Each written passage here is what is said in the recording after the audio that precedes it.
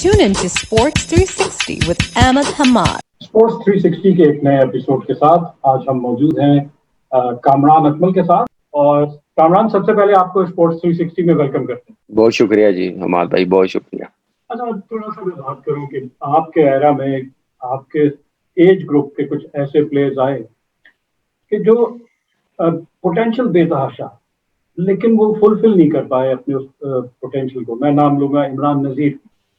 ऐसा opening batsman कि जिसकी दुनिया तारीफ करती है, जो बैक फुट पे उनका पंच है और जो उनकी अगर डाउन द विकेट वो खेल रहे हैं, कितना क्लियर और पुल और हुक और कट, एक नजर आता था कि प्लेयर ऐसा है कि जो सिंगल हैंडली मैच को जीत देगा आपके लिए।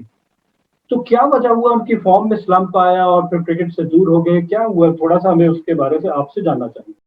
देखिए हमाद भाई, एक अवेयरनेस बड़ी जरूरी है। और ऐसा प्लेयर जब इतना लंबा ना खेले ना, 10-15 साल या 70-80 टेस्ट मैच ना खेले या 250-300 वनडे ना खेले तो दुख होता। आजकल की क्रिकेट में वो होता तो शायद उस जैसा बैट्समैन कम ही नजर आना था T20 में। जैसे पास थे, जैसी पावर थी उसके पास। अनफॉर्चुनेट मैं बोलूंगा, थोड़ा उसका इंजरी का मसला हुआ जो उसके साथ जुड़ गया। और दूसरा, जो क्रिकेट उसको खेलनी चाहिए थी जिन प्लेयरों के साथ वो खेला, वो मेरे ख्याल से उसने वो अपॉर्चुनिटी मिस की है। उसने समझने की कोशिश नहीं की। अगर वो उसकी टीम में सईद अनवर हो, आमिर सुहेल हो, वसीम भाई खेल रहे हो, इजाज अहमद खेल रहा हो, मोहम्मद यूसुफ के साथ खेल रहा हो, इंजी भाई के साथ खेल रहा हो, वो बैट्समैन ना बने, वो लंबी क्रिकेट ना करे, तो क्या वजह ऐसी हुई है वही बेहतर बता सकता है। जहां तक मुझे पता है कि जितना वो जबरदस्त प्लेयर था, अनबिलीवेबल प्लेयर था, ओपनर था, एक नई चीज आई थी। हम श्रीलंका ने वो काम शुरू किया था कालू विधाने का, और जय सूर्या का जो पावर हिटिंग यूज करनी शुरू की उन्होंने पावर प्ले में, तो वो हमारे पास भी आ गया था इमरान जी। तो वो उसका वो कंटिन्यू कर नहीं सका। मैं ये बोलूंगा कि थोड़ा उसकी फैमिली प्रॉब्लम और इंडिया वो उसको। ये जिस टीम की आप बात कर रहे हैं, सहरा की बात कर रहे हैं, इसमें 2006 की पाकिस्तान टूर ऑफ इंग्लैंड, अब मोहम्मद यूसुफ ने बड़े रिकॉर्ड्स ब्रेक किए। साल के सबसे ज्यादा रन विव रिचर्ड का रिकॉर्ड ब्रेक कर दिया। और जो सेंचुरीज उन्होंने एक के बाद एक बनानी शुरू की, उस बैटिंग लाइनअप में इंजमाम उल हक, मोहम्मद यूसुफ, यूनुस खान और फिर आप लोग, तो कितना प्रेशर आपके ऊपर होता था या नहीं होता? क्योंकि बाकी तमाम बैट्समैन, मेन बैट्समैन जो है वो बेहतरीन फॉर्म में थे और परफॉर्म कर रहे थे। देखिए, मैंने बताया ना कि आप ओपनर से देखें और नंबर 9 तक देखें, फिर 11 देखें, शुएब अख्तर, समी, दानिश, ये बॉलर्स है हमारे पास। और कितने बड़े नाम थे ये। और उससे पहले जो थे इस 11 में एक छोटा सा नाम मैं ही नहीं होता था, अंडर क्रिकेट नहीं एस्टिमेट ना खेला करें। हुआ था। तो वो नहीं नहीं, मैं ऑनेस्टली बता रहा हूँ कि वो प्लेयर्स बहुत बड़े थे। और मैंने कहा ना कि मैं बड़ा लकी रहा हूँ कि मैं ऐसे प्लेयरों के साथ खेला हूँ। ड्रेसिंग रूम शेयर किया है, जैसे मोहम्मद यूसुफ की बात की है। लेकिन वो क्रिकेट तो नजर ही नहीं आ रही थी। वो लग रहा था कि अपनी मर्जी से खेल रहे हैं, जैसे प्रैक्टिस भी कर रहे होते हैं, नॉकिंग कर रहे होते हैं, वो कर रहे थे। जहां दिल कर रहा उन्होंने 100 कर दिया, जैसी मर्जी पिच। और लॉर्ड्स में गए वहां पे 200 कर दिया।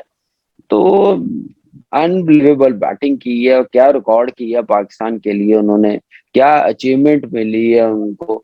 और उतने बड़े वो प्लेयर्स हैं, परफॉर्मेंस उन्होंने की। बात है पाकिस्तान के लिए कि ऐसे प्लेयर्स पाकिस्तान के लिए खेले हैं और लंबा परफॉर्म किया और स्टाइलिश वो थे, तो वो मजा भी आता था उनकी बैटिंग देखने का। अच्छा कामरान, आपकी इस टीम में बात करूं तो सईद अनवर, शाहिद खान आफरीदी, इमरान नजीर, और आपने भी ओपन किया। तो ओपनर को एक रोल दिया जाता है शॉर्टर फॉर्मेट की। अगर मैं बात करूं कि आपने एक अच्छा स्टार्ट देना है कि एग्रेसिव स्टार्ट देना है, मतलब विकेट्स भी बची रहे, पावर प्ले 10 ओवर या 15 ओवर, और एक अच्छा टोटल भी बोर्ड पे लगा हो। तो जब शाहिद अफरीदी के साथ या इमरान नजीर के साथ बैटिंग करते थे तो कितना आसान हो जाता था। हमें पता है कि आप खुद काफी एग्रेसिव खेलते थे, तो कितना इजी हो जाता था आपके लिए इनकी पार्टनरशिप में खेलना और रन बनाना। देखिए, जब ये बैट्समैन खेल रहे हो तो थोड़ा इजी हो ही जाता है, हमें फिर जरूरत नहीं पड़ती। और कोशिश करते हैं कि हम लोग सिर्फ स्ट्राइक रोटेट करें, तो वही कर रहे होते थे। बाकी काम तो इमरान नजीर और शाहिद अफरीदी का जैसी बैटिंग है। जब ये नहीं होते थे फिर हमारा काम शुरू हो जाता था, या नंबर 3 पे जो आ रहा होता था उनका काम शुरू हो जाता था। तो ये चीज रहती थी। लेकिन देखिए दूसरी, इस ऐसे बैट्समैन का चांस ही होता है कि पहले 10 ओवर में मैच को साइड पे कर दे, अपनी टीम पे कर दे, ये होता था बस इन बैट्समैनों के साथ। अच्छा, दुनिया के एग्रेसिव बैट्समैन मैं अगर उनकी बात करूं, जैसे ऑस्ट्रेलिया के एडम गिलक्रिस्ट, वेस्ट इंडीज के ब्रायन लारा, और इसी तरह बात कर लें इंडिया के, तो तमाम बैट्समैन जो हैं वो शुरू से ही अटैक करते थे। तो विकेट कीपर पीछे से आप देख रहे हैं सबकी इनिंग, और अपने बॉलर्स को क्या गाइड करते थे, लेंथ को ऑल्टर करना है।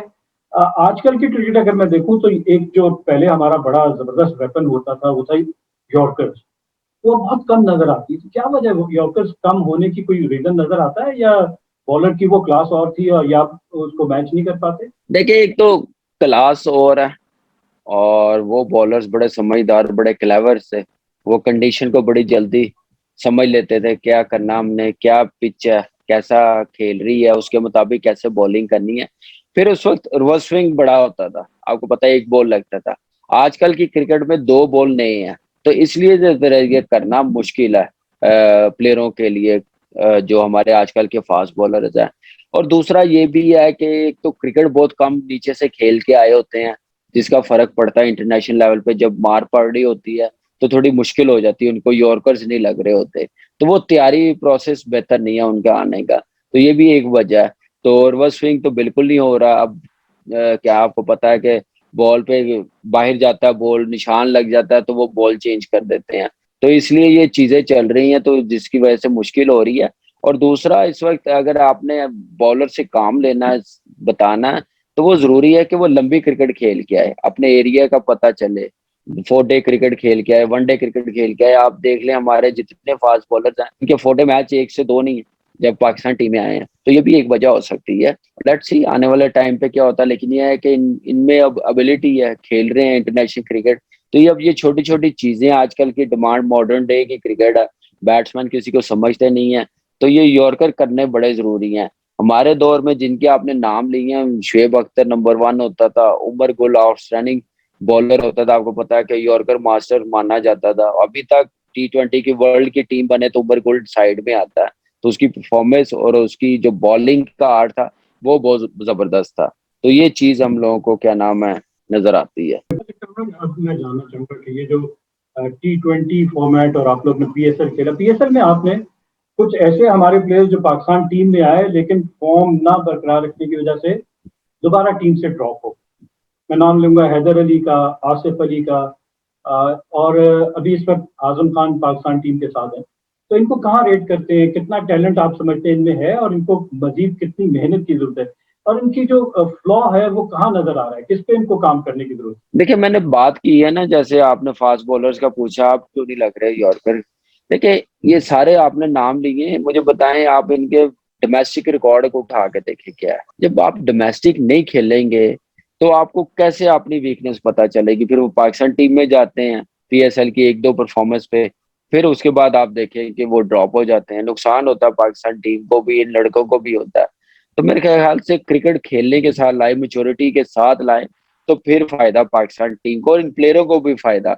देखिए टू अर्ली लाने के बाद इनको अंडर प्रेशर करना, फिर परफॉर्मेंस ना होना, तो ये नुकसान है। देखें बहुत सी चीजें कवर हो जाती हैं, बहुत कुछ सीखता है बंदा डोमेस्टिक क्रिकेट खेल के, लंबी क्रिकेट खेल के पता चलता है कि स्टेमिना क्या है, एनर्जी लेवल कितना हमारे में, क्या टेक्निक होनी चाहिए 4 डे क्रिकेट में, रन्स कैसे करने हैं, ये सारी चीजें आपको 4 डे क्रिकेट में आती हैं। जब आप ये खेल के जाएंगे तो फिर ये छोटी छोटी गलतियां ना वो फिर खत्म हो जाएंगी। हमारे में मसला ये है कि 4 day cricket, 1 day cricket Pakistan team में जाके सिखाई जाती है, ये नुकसान हो रहा है। इन लड़कों का भी यही नुकसान हो रहा है। इन लड़कों को कहने की जरूरत नहीं है, जो हमारा मैंने बताया ना डोमेस्टिक का लेवल है उसको बेहतर करने की जरूरत है। वो उसी सूरत होगी जब आप खेलने देंगे, अपना डोमेस्टिक सिस्टम बेहतर करेंगे, जो पहले था वो लेके आएंगे, क्रिकेट मिलेगी। अब 6 टीमों में आप किस किस को खिलाएंगे, यही तो मसला है। है? कामरान, आपने सारी दुनिया में क्रिकेट खेली, तो सबसे ज्यादा मजा कहाँ पर आया खेलने का, और टफ कौन सी टीम आपको मिली सबसे ज्यादा? देखिए टफ ऑस्ट्रेलिया और साउथ अफ्रीका ही लगी है, और इनके पास बॉलिंग और बैटिंग कमाल की थी। और एंजॉय सबसे ज्यादा कहाँ पे किया? एंजॉय मैंने ऑस्ट्रेलिया में किया।